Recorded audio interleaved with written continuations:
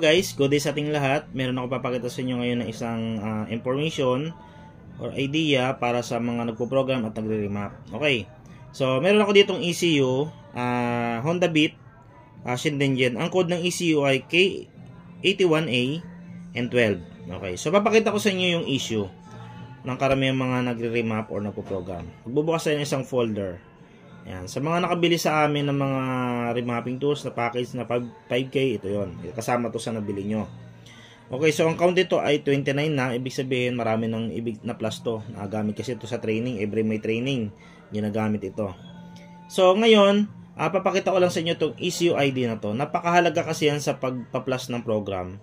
Na dapat, yung program na yan, yung ECU ID na yan, yung tatlong numerong dyan na magkakasunod, ay hindi, 01, 02, 41, dapat yan, same yan na ipapasok natin na file. Okay? Kasi pag iba yung ECU ID, kung dito pa lang sa pangatlong number ay mali yung code or yung number, hindi siya tatanggapin ng ECU. Example, ganito siya. Magpapasok ako ng file. Okay? Then, babrowse ko siya. Okay. So, pupunta ako dun sa isang folder ko. Ayan. Yan, Shindingen. Ang code ng ECU na na-read natin doon ay K81A and 12. Okay? So, bubukas tayo nito.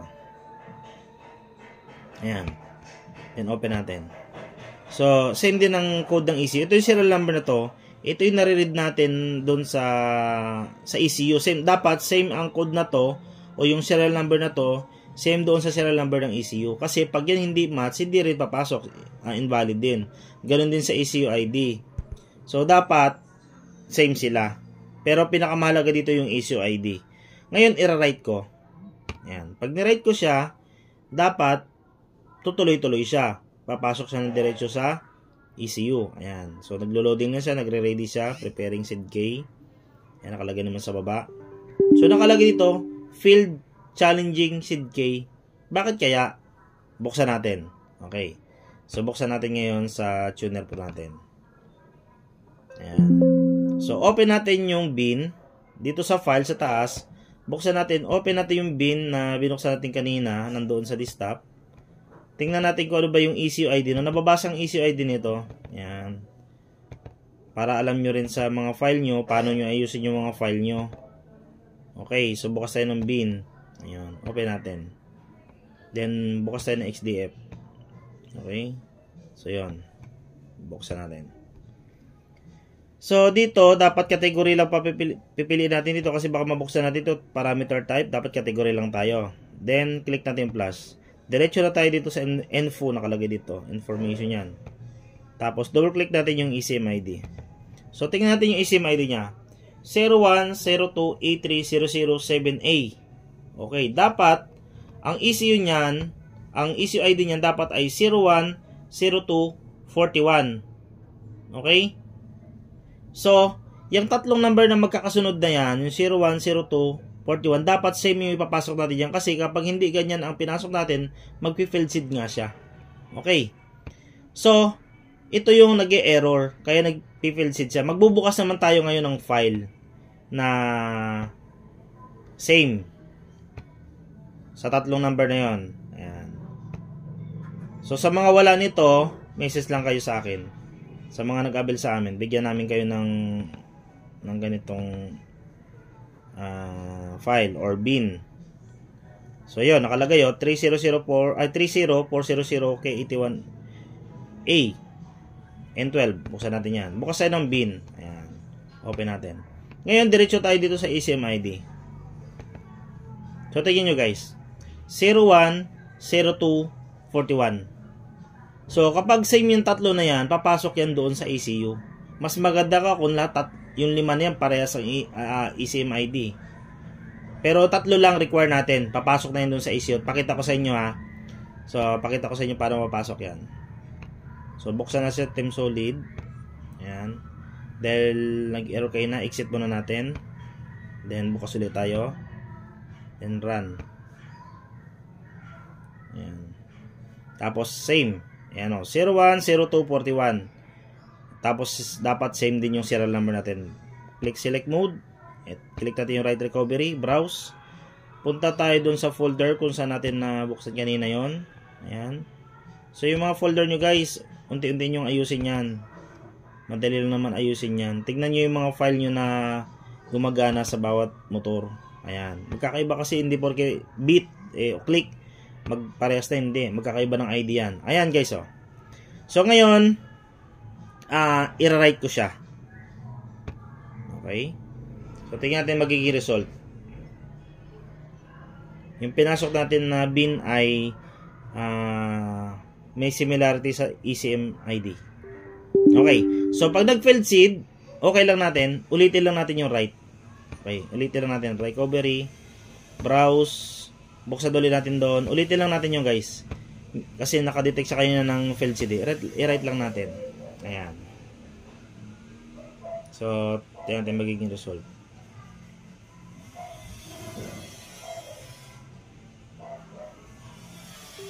Okay, so nag-failed seed. So, pag nag-failed seed, ganoon lang gagawin natin. Exit, buksan na natin to. Team solid, then run. Okay, so ulitin na natin yung write natin. Browse. Open. Then write.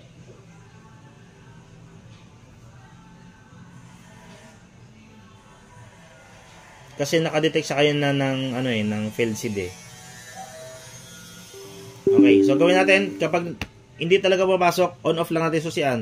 Off, on. Then, browse ulit. Ayan. Then, write.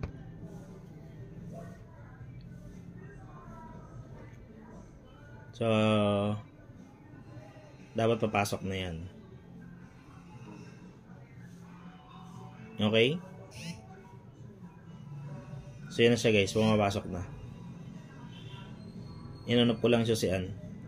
Kasi kanina nag-failed seed tayo nung unang nag-try tayo. So, possible naka-block sa ECU yun. So, ganun lang gagawin nyo. On-off lang siya si Ann. Then, pasok nyo lang ulit. Yan. So, after natin yan na pasukan ng bin, pwede natin i-read ulit yan. Makikita ulit natin pag-read natin yan. Dapat ang lalabas dito na ECM ID same pa rin dito sa tatlo na yan, magkakasunod na yan.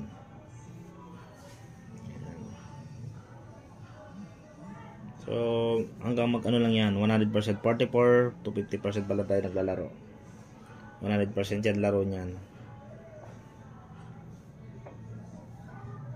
So, try din natin sa ibang ECU, pakita ko rin sa inyo kung anong mangyari kapag ibang seed ang pinasok natin or ibang file. Kasi ang bawat ECU may kanya-kanyang ECU ID yan. Yeah. Sa mga nakaka-encounter ng ganito, so ganito lang gagawin nyo. Kailangan itama nyo lang yung ECU ID. Pwede rin kayo mag-edit. Ayan. Pakita ko rin sa inyo pag ano magiging resulta pag in-edit natin. Kung ano ba yung kakalabasan kapag in-edit natin yung ECU ID. Papasok ba talaga sa ECU or hindi. Ayan. Tapusin lang natin tong flashing nya. Ayan. Medyo mabagal-bagal lang. Kasi, ang pinapasok natin KB sa ECU ay 256. Medyo malaki pag mga Honda Beat. Ang laki ng ano niya. Ang laki ng file size. Kaya, mabagal. Ngayon, nagbibigay ng training sa mga tao. Mga teknolohiyang pagkakakitaan ng mekaniko. Subok ang idea na tinuturo. Abangan lagi ang mga itinuturo. Subok ang idea na tinuturo. Abangan lagi ang mga itinuturo. Magkakalayo man kami sa mga lugar sa Pilipinas, pero ang Team Solid nananatili magkasama. Asahan na lalo pa nilang pag-iigihan. Pagtuturo ng Team Solid dagdag sa kaalaman. Tiwala lang, never stop learning, lamang ang may alam. Invest time, invest knowledge. Makakamit mo ang mga gawang perpekto sigurado. At ang mga customer mo ay masisiyahan, garantisado. Magtuturo ng tapat at totoo.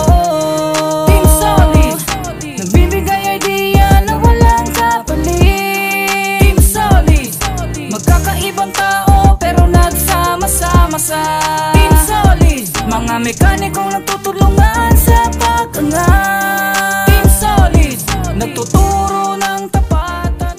Okay guys, yun, pumasok siya. So nakalagay dito, finishing writing flash without with a good result. Okay, so andar ang motor kapag ganyan ang resulta ng andar. So off, susian, disconnected, then on natin. Okay, so ganito naman tayo mag-edit. Kung gagayahin natin yung buong code na yan, ganito tayo mag-edit. Okay, so minimize mo natin to. Then punta muna tayo dito. Buksan natin kanina yung bin na nag-e-error. Yan, nasa desktop. Yan. Tingnan natin kung anong resulta kapag ini-edit natin yung kanyang ECU ID. Okay. So, ito yon. Gumawa din ako. Ayan, sample. So, itong bin, bubuksan ulit natin. Okay. So, yung ECM ID niya, 01, 02, dapat 41. Palitan natin ito ng 41. 41, 0F, then 01. O, check natin kung tama yung pinasok natin. 0F, 01. Okay. So, same. Ngayon, isi-save lang natin yan. Save. Then, save as natin. Save in as. Lagay natin dito ay same sa to. Lagay natin yan. Then, delete na natin yun. Para wala nang... Ayan, delete natin yun. Then, ito i-save natin. Ayan, o. Save natin yan. Papalitan natin mamaya yan. Yes lang natin. Okay. So, ngayon, punta muna tayo dito. Then, puntahan natin yung file na yon. Punta muna tayo sa corrector. Magbubukasan ng corrector. Ayan. Siyempre, ginalaw natin yung file. Dapat, i-correct natin yun. Open tayo, open. Open natin yung file na yon. Ito. Ayan. Ginalaw natin yan eh. Magkakaroon siya ng invalid yan kapag ginalaw mo yung mga file. I-correct lang natin yan. Ayan. Pag na-correct natin, delete lang natin yon. Yung dating file, delete. Ayan. Then, save natin yung bago. Ayan. Yes lang natin. So, para malinis yung file natin, yan. Exit natin yan. So, yung file natin na nakasave ngayon doon ay, ano na siya, nakakorek na. Ngayon, ipapasok natin ngayon sa ECU. O kaya, i-read mo natin. Tingnan natin kung ano nangyari doon sa ni-read natin, sa in-edit natin. Open bin natin. Then, desktop. Ayan.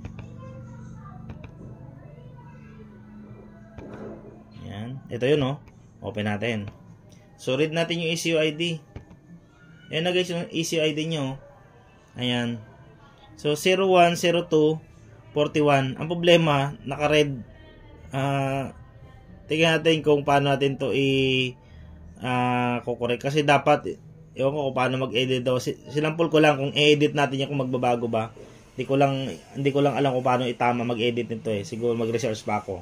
Pag natuklasan ko guys, i-update ko kayo. Pero, sinample ko lang ito. Ayan. So, yan yung ID niya ngayon. Ngayon, ipa-plus ko na siya. Try ko siyang i-plus kung ano mag-i-resulta. O, naka 30 plus na tayo. Right. So, buksan ko yung folder na yun. Browse. Yun. Dito siya nakalagay. Ayan. Then, send engine. Ito. Then, to. Then, yun. Open. Then, right. Kasi natin kung papasok. Pag hindi pumasok, mali nga yung proseso natin na pag-edit. O hindi talaga siya dapat ini-edit. Okay guys, nakita nyo? So ulitin ko rin. On, off, on. O katulad ng ginawa ko na, baka kasi papasok pag off on natin. So browse. Then buksan natin yung file, open. Then right. Ayan. So, pag pumasok, edi ayos. Pag hindi pumasok, edi mali. Okay. So, fail-safe talaga siya, guys. So, dapat lang talaga, ang mahalaga dito, kapag nagpapasok tayo ng file, yung tatlo na yan, 01, 02, at 41. Okay? So, maglalabas din ako ng video ng ibang ECU para ma-confirm natin to guys. Okay? So, sana masundan nyo guys yung binigay kong konting information. Sana may natutunan kayo. And bye-bye.